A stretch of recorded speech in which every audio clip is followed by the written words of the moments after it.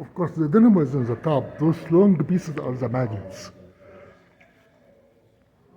And the shaft that carries the magnets is driven by the turbine, and that is the turbine.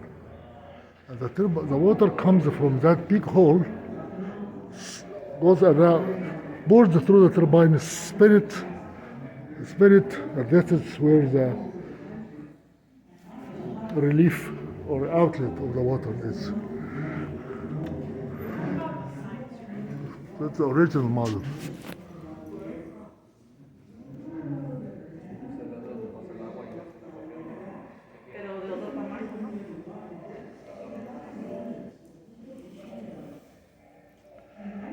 That is a turbine, and that is a dynamo.